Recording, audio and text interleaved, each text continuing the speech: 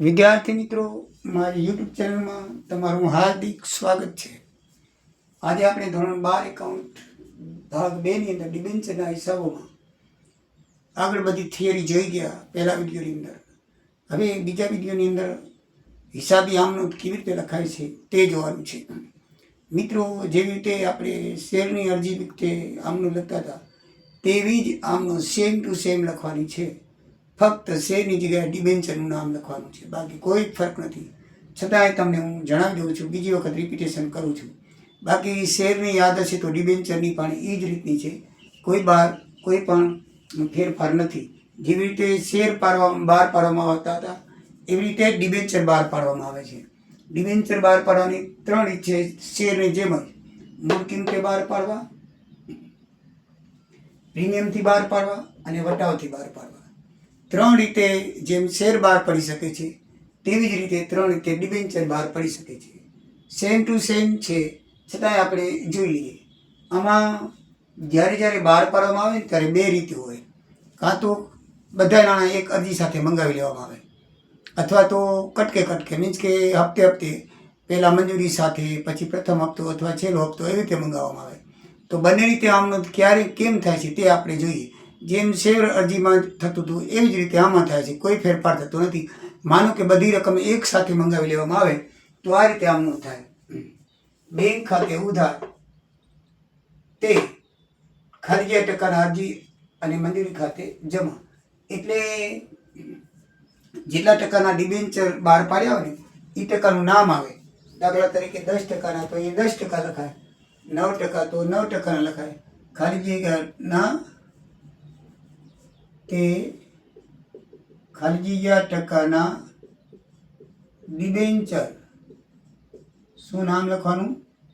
Debenture અરજી અને મંજૂરી ખાતે જમા.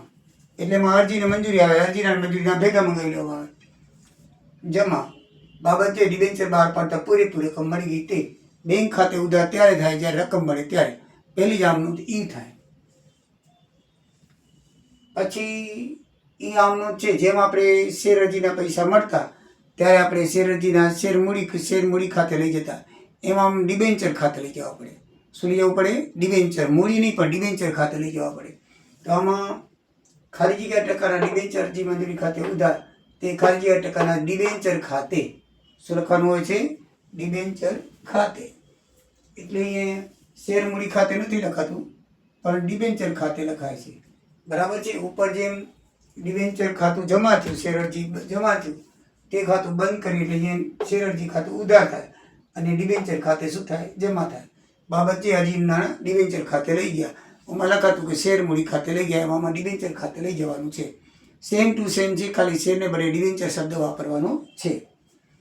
હવે આ એક સાથે મંગાવવામાં આવે તો મિત્રો, હવે માનો કે હપ્તેથી મંગાવવામાં આવે.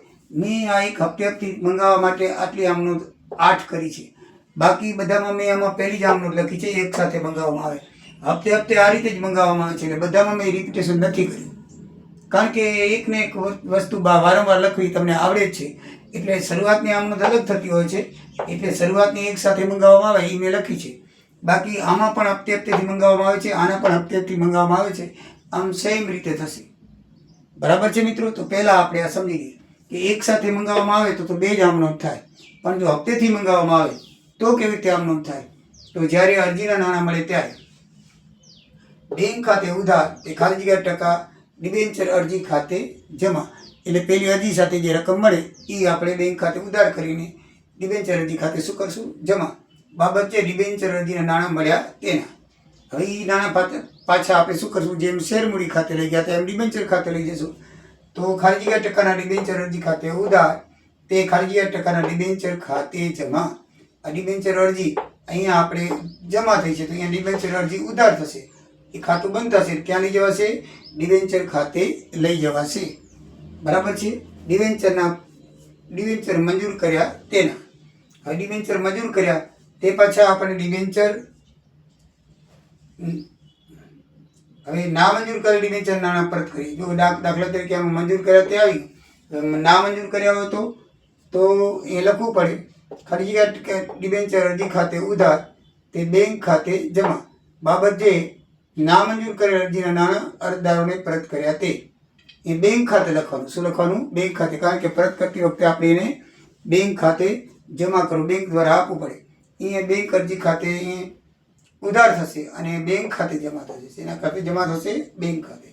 બાબત જે નામંજૂર કરેલ અરજીના નાણાં અરજદારને પરત કર્યા તેના.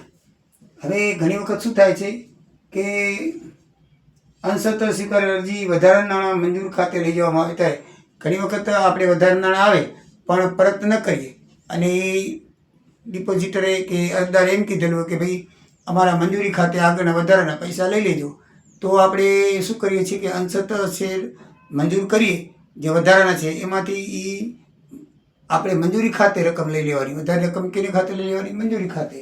તો આમાં અંશતઃ સ્વીકારેલ અરજી વધારાના નાણાં મંજૂરી ખાતે લઈ જવામાં આવે ત્યારે તો ખાલી જગ્યાના ડિબેન્ચર અરજી ખાતે ઉધાર, તે ખાલી જગ્યા ટકાના ડિબેન્ચર મંજૂરી ખાતે જમા. તો વધારાના નાણાં શું કરી લેવામાં આવે છે? ડિબેન્ચર. અહીંયા ડિબેન્ચર અરજી ખાતે ઉધાર આવશે, અહીંયા પણ ડિબેન્ચર અરજી ખાતે ઉધાર આવશે, પણ આ નાણાં એને પરત કરવાના છે માટે બેંક ખાતે આવે છે અને આ નાણાં આપણે મંજૂરી ખાતે જમા કરવાના છે. એ દાખલામાં ઉલ્લેખ કરેલો હશે કે ભાઈ આ વધારાની મંજૂરી છે ને આટલા ટકા મંજૂરી ખાતે લઈ લેવા, તો અહીંયા લખાય મંજૂરી ખાતે. અને એમ લખેલું કે પરત કરવા, તો અહીંયા લખાય પરત બેંક ખાતે લખાય, અહીંયા લખાય મંજૂરી ખાતે. ફરક એટલો છે અરજી પરના બધા નાણાં વધારે નાણાં મંજૂરી ખાતે લઈ ગયા તે. હવે મંજૂરીની રકમ લેણી થાય ને ત્યારે શું કરશું આપણે? ખાલી જગ્યાના ડિબેન્ચર મંજૂરી ખાતે ઉધાર. અહીંયા મંજૂરી ખાતે જમા થતું તો એ રકમ પાછી હવે અહીંથી શું થશે? મંજૂરી ખાતે ઉધાર થશે અને ખાલી જગ્યાના ડિબેન્ચર ખાતે જમા થશે. રકમ લેણી થાય ત્યારે આપણે અગાઉથી આ મળી ગયેલી રકમ છે એટલે આપણે શું કર્યું? ડિબેન્ચર મંજૂરી ખાતે જમા કર્યું.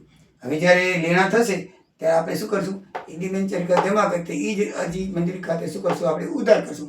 એ પૈસા આપણે આમાં જ લઈશું અને ડિબેન્ચર ખાતે શું કરશું? જમા કરશું. અને મંજૂરી નાણાં મળે ત્યારે બેંક ખાતે ઉધાર, એ 9% ડિબેન્ચર મંજૂરી ખાતે જમા. અહીંયા ટકા લખવા પડે. 9% હોય તો 9% આપણે લીધા નથી, ઉદાહરણમાં 9% લીધેલા છે. તે ખાલી જગ્યા ટકાના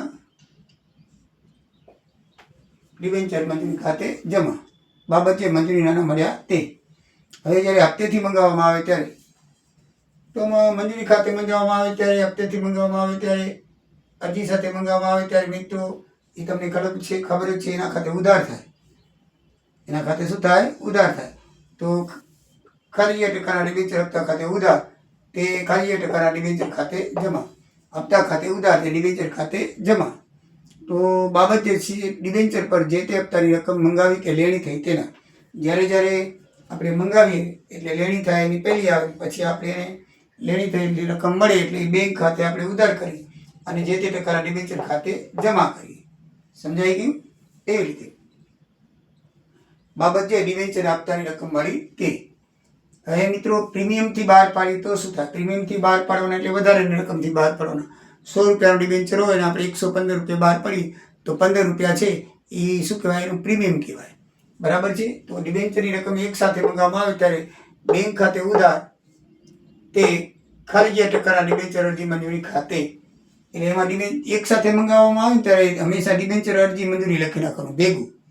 બરાબર છે ને? બેંક ખાતે ઉધાર થાય. બાબત જે ડિબેન્ચર બહાર પાડતા પૂરેપૂરી રકમ મળી તે. હવે આમાં શું છે? પ્રીમિયમની રકમ હશે તો મિત્રો પ્રીમિયમની રકમ છે ને અલગ દર્શાવી, એ પ્રીમિયમ અનામત ખાતે લઈ જવામાં આવે છે. બરાબર, ધ્યાનમાં રાખજો. તો ડિબેન્ચર અરજી મંજૂરી ખાતે ઉધાર, તે ખાલી ટકાના ડિબેન્ચર ખાતે. તો આ જે રકમ મળે ને ત્યારે શું છે? આ રકમ મળે ત્યારે આપણે શું કરીએ? ખાલી ટકા ડિબેન્ચર ખાતે ઉધાર મૂળ રકમ લખવાની અને જામીનગીરી પ્રીમિયમ ખાતે પ્રીમિયમની રકમ લખવાની અને તે બાબત જે નાણાં ડિબેન્ચર તેમાં પ્રીમિયમ ખાતે લઈ ગયા તેના. આપણી જે રકમ છે એ બેંક ખાતે મળી હોય તો એ શું લખવાનું? ખાલી જગ્યા ટકાના ડિબેન્ચર ખાતે મંજૂરી ખાતે ઉધાર. બરાબર છે? અને એ પછી મંજૂરી ખાતે ઉધાર, તે ખાલી ટકાના ડિબેન્ચર ખાતે ડિબેન્ચરની મૂળ રકમ લખવાની. અહીંયા ટોટલ રકમ લખવાની.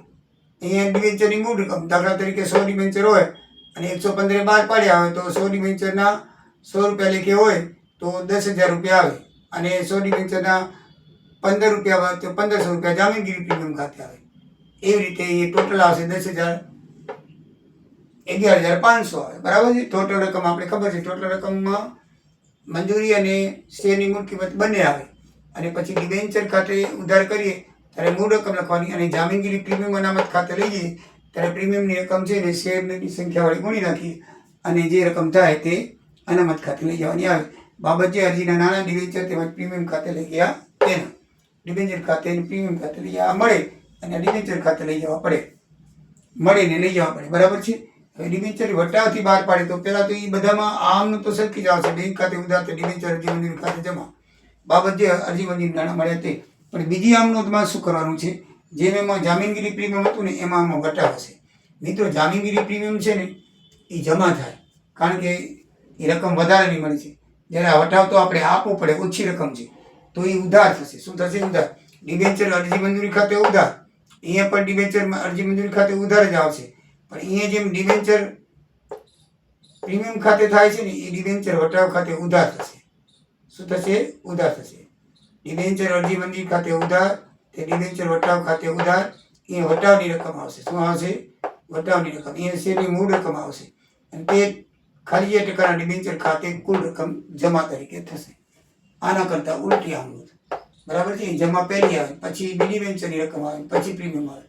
આમાં પહેલી આવશે મંજૂરીની રકમ, મૂળ રકમ, વટાવ આવશે અને પછી કુલ રકમ જમા તરીકે થશે. ડિબેન્ચર વટાવથી બહાર પાડ્યા તેની આમનોંધ.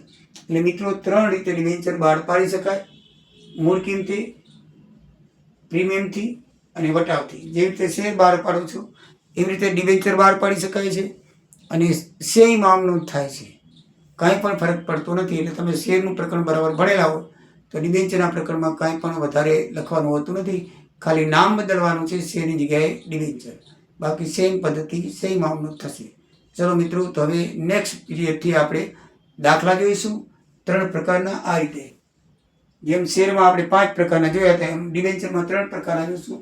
મૂળ કિંમતે બહાર પાડવામાં આવે ત્યારે, ડિબેન્ચર પ્રીમિયમથી બહાર પાડવામાં આવે ત્યારે અને ડિબેન્ચર વટાવથી બહાર પાડવામાં આવે ત્યારે 3 પ્રકારના દાખલા જોઈ પછી એક દાખલો ભેગો લઈશું અને પછી પ્રકરણ પૂરું કરશું. જય સિયારામ, જય દ્વારિકાધીશ.